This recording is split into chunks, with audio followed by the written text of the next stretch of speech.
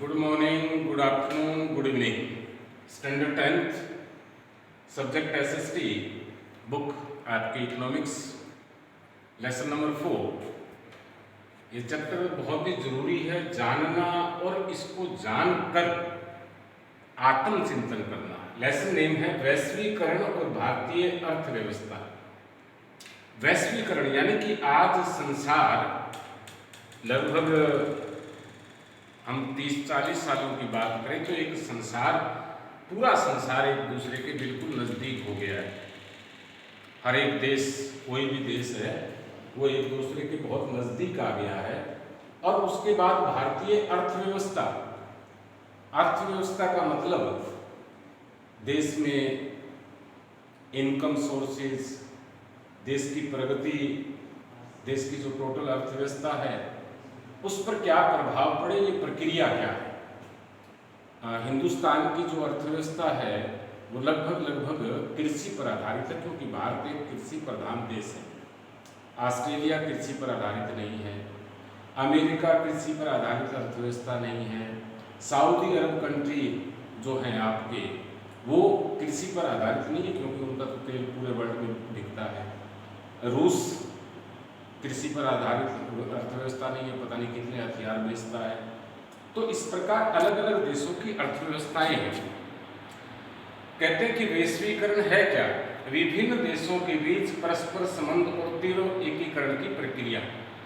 भारत की ऑस्ट्रेलिया के साथ, अमेरिका के साथ, चाइना के साथ, आप फ्रांस के साथ, रूस के साथ, यानी अनेक देशों के बीच में आपस में संबंध बनना और उसके बाद आयात और निर्यात पारंपरिक रूप से होना, उसको वैश्वीकरण कहते हैं।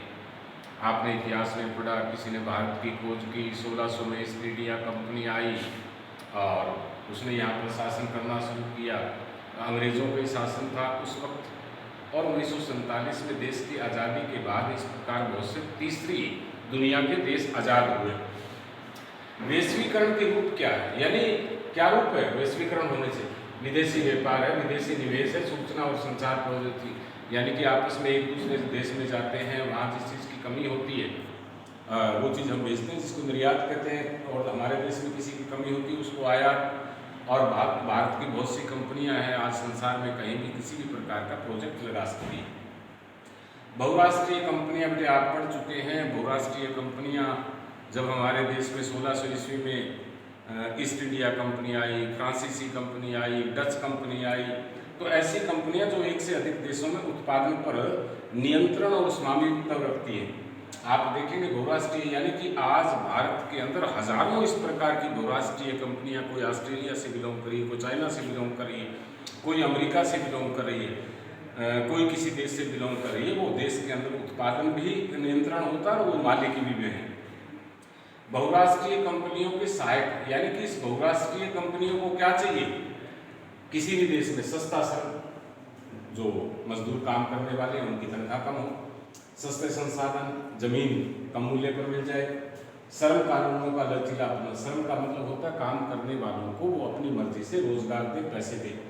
ऊर्जा संसाधनों की उपलब्धता, यातायात, कच्चा माल, यानी कि यातायात का होना भी जरूरी है ताकि बने हुए माल को आसानी से बेच सके।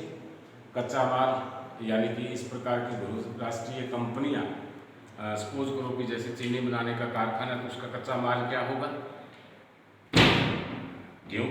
गन्ना होगा। और गन्ने की उपलब्धता जहाँ ज़्यादा होगी तो वहाँ पर भी फैक्ट्री लग सकती है। एक एग्जाम्पल, फोर्ड मोटर्स बहुराष्ट्रीय कंपनियों में नाम आया। यह अमेरिका की कार निर्माण करने वाली कंपनी है। दुनिया के 26 देशों में प्रसार, यानी 26 देशों में फोर्ड मोटर्स है, ये अमेरिका की कंपनी है। और इसने केवल और केवल भारत में 1700 करोड़ रुपए का निवेश किया। कोई 1000, 10,000, लाख, 10 लाख, 1 करोड़ नहीं, 1700 करोड़ रुपए तो भारत में संयंत्र लगाया है। और इसके द्वारा कारों का निर्माण सन 2000 तक कंपनी भारतीय बाजार में 27,000 कारें बेच रही थी, जबकि 24,000 कारों का निर्यात भारत से दूसरे देशों में इस कंपनी ने किया। ये कोई कार को 5-4 लाख की नहीं है, कोई करोड़ की, 1.5 करोड़ की, 2 करोड़ की, ऐसी बहुमूल्य कारें हैं।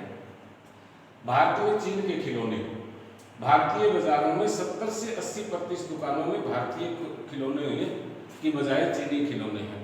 चीन से बनी हुई अनेकों चीज़ भारतीय बाजार में है, पर वर्तमान दौर में चीन के साथ थोड़े भारत के संबंध अच्छे नहीं है, बिगड़ चुके हैं।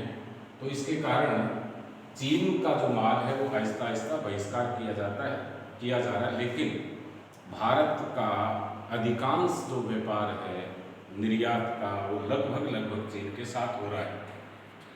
विदेशी व्यापार क्या होता है? अंडरस्टूड है विदेशी व्यापार, दो देशों के बीच होने वाले व्यापार को हम विदेशी व्यापार करते हैं, जिसमें आयात होता है, निर्यात होता है। आयात जो चीज़ कम है हमारे देश में, जैसे तेल की कमी हम भरते हैं, मसाले हैं, चाय है, इसका हम बेचते हैं, अर्थात बेचते हैं, जैसे चावल है, वो निर्यात कहा जाता है।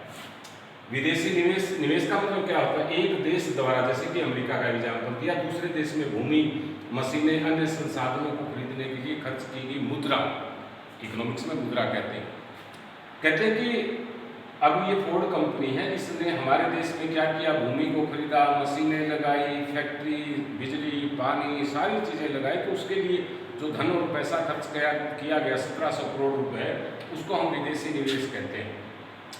इकोनॉमिक्स में इसको मुद्रा कहा जाता है, यानी कि जो पैसा है, धन है, हमारी कागजी मुद्रा है।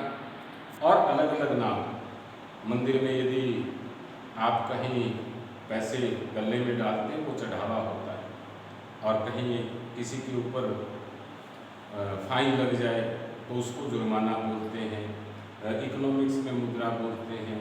मांगने के लिए भी कितने पैसे रुपए आपके पास, ये चीज़ें हैं। तो इस प्रकार अलग अलग नाम हैं। उसके बाद व्यापार अवरोधन क्या कहता है कि सरकार द्वारा देशी व्यापार को बढ़ावा देने के लिए कुछ विदेशी जो माल होता है उस पर टैक्स लगा देती है, ड्यूटी, एक्साइज ड्यूटी लगा देती है, वो चीज़ें। उदारीकरण, सरकार द्वारा अवरोधों और प्रतिबंधों को उठाने की प्रक्रिया। उदारीकरण का मतलब थोड़ा उदार हो जाना। अब जैसे मान लो कि विदेश से 1 लाख रुपए का माल आ रहा है और भारत ने उसने 18% एक्साइज ड्यूटी लगाई, तो वो 1,18,000 का हो जाएगा, तो उसमें थोड़ा सा कम करना। भारत में उदारीकरण, तो भारत में ये उदारीकरण कब से स्टार्ट हुई? नई आर्थिक नीतियों के अनुसार सन 1951 में सार्वजनिक क्षेत्र को निजी क्षेत्र में खोल दिया गया। सार्वजनिक क्षेत्र जैसे भारतीय रेलवे है, BSNL है, आज आपने देखा होगा मोबाइल, जियो और पता नहीं कितने कितने हैं। सन 1991 में चंद्रशेखर जब प्रधानमंत्री थे तो भारत की आर्थिक व्यवस्था पूरी तरह बिगड़ चुकी थी। उसके बाद जब नरसिम्हा राव प्रधानमंत्री देश के बने और आपके डॉक्टर मनमोहन सिंह उस वक्त बहुत बड़े अर्थशास्त्री थे, इन दोनों ने इस देश की आज जो वर्तमान में उदारीकरण और देश की प्रगति है उनमें बहुत बड़ा हाथ है। और आज वर्तमान में आप देखेंगे एज बीइंग स्टूडेंट कि आपने सुना होगा कि भारतीय रेलवे को बेचा जा रहा है प्राइवेट क्षेत्र में, बहुत से एयरपोर्ट बेच दिए गए हैं, LIC को प्राइवेट कर दिया गया है, और BSNL जो एक बहुत ही पुरानी संस्था है सरकारी, उसको बेच दिया गया है। कारण कि देश सार्वजनिक क्षेत्र से निकलना चाहता है। सरकारें भी सिरदर्दी के बजाय कंपनियों को बेचना चाहती है, देश के लिए हानिकारक है। जस्ट लाइक 1600 में ईस्ट इंडिया कंपनी आई थी, वैसा ही होने वाला है। विश्व व्यापार संगठन एक संगठन बना, जैसे आपका UNO की स्थापना हुई थी संयुक्त राष्ट्र संघ की 2 विश्व युद्ध के बाद। 1 जनवरी 1995 को बना था और 26 जनवरी 2014 तक हमारे पास आंकड़े हैं। 160 देश इसके सदस्य हैं आपस में व्यापार करने के लिए। न्याय संगत व्यापार, न्याय संगत व्यापार का मतलब होता है कि हम किसी देश से व्यापार करते हैं, आयात करते हैं तो एक्साइज ड्यूटी उतनी हो, निर्यात करते हैं तो एक्साइज ड्यूटी दोनों देशों के बराबर हो। भारत में वैश्वीकरण के प्रभाव, भारत में अच्छे प्रभाव भी पड़े। अंबानी जैसे, अडानी जैसे चंद लोग 10% हैं, वो देश के या विदेश के या संसार में सबसे धनी लोगों की शुमार हो गई। लेकिन जो नीचे का गांव का तबका है, जो छोटे उद्योगपति थे, जो कई लाख 2 लाख इन्वेस्टमेंट कर सकते थे, छोटे व्यापारी थे, उस पर इनका बहुत बुरा प्रभाव पड़ा है। अर्थात जो कोई छोटी मोटी फैक्ट्री थी, 20 आदमियों को रोजगार दे रही थी, जैसे हम डेयरी का ले लें तो अब जैसे अमूल ने कब्जा कर लिया, गांव-गांव पर अमूल का हो गया, तो इसका बुरा प्रभाव भी छोटे जो निवेशक हैं उनके ऊपर पड़ा है। श्रम कानूनों का लचीलापन होता है, थोड़ा सा उसमें सुधार। फैक्ट्री मालिक यानी कि उद्योगपति क्या चाहते हैं? मजदूर उनकी फैक्ट्री में काम करें, कितने घंटे? 8 घंटे, 10 घंटे, 12 घंटे, 16 घंटे, कई जगह तो 24 घंटे काम लिया जाता है। और वो चाहते हैं कि पैसे जो तनख्वाह है वो कम देनी पड़े। इसको लचीलापन कहते हैं। आपके संडे की जैसे हॉलीडे हुई, अंग्रेजों के टाइम में तो 7 के 7 दिन और तो महीने में 30 के 30 दिन काम करना पड़ता था फैक्ट्री के अंदर, कोई छुट्टी नहीं होती थी। इसके लिए बड़े आंदोलन चलाए गए। जबकि विदेशों में, यूरोपीय कंट्री में इस प्रकार के श्रम कानूनों में लचीलापन नहीं है। जैसे अमेरिका की बात करें कि यदि वहाँ का मजदूर है तो उसकी महीने की तनख्वाह $2 ढाई लाख रुपये मामूली होगी। आगे आते हैं प्रतिस्पर्धा और अनिश्चित रोजगार। प्रतिस्पर्धा का मतलब है कि आपका, जैसे हम कृषि से लें, अब कृषि की बात करें तो कृषि में प्रतिस्पर्धा क्या है कि जैसे खेती बाड़ी के अंदर है, एक मजदूर, जैसे हमें 10 मजदूरों की जरूरत पड़ी तो हर रोज तो नहीं पड़ेगी। जैसे धान लगाने के लिए जरूरत पड़ी, धान की कटाई की जरूरत पड़ी। अनिश्चित रोजगार इसलिए हो गया कि जो मजदूर खेती बाड़ी में लगा हुआ उसको महीने में 10 दिन काम मिला, 15 दिन काम मिला। एक कोई फैक्ट्री है, अब जैसे शुगर मिल का हमने बात की, तो गन्ना का उत्पादन होगा, अब जैसे जनवरी से चलेगी, जून में बंद हो जाएगी, बाकी कर्मचारी खाली हो जाएगी, मजदूर।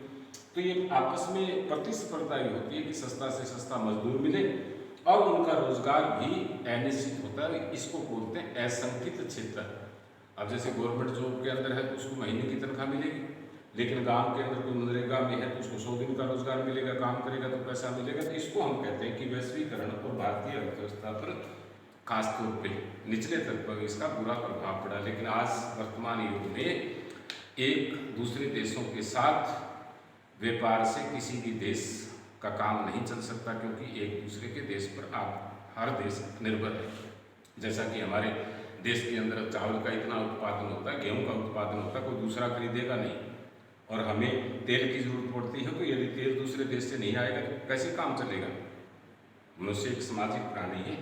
एक डॉक्टर है, उसको किसान के पास जाना पड़ेगा, किसान को तकलीफ होगी तो डॉक्टर के पास जाना पड़ेगा। तो आज वर्तमान में वैश्वीकरण की जरूरत है पूरे संसार को। Thank you all.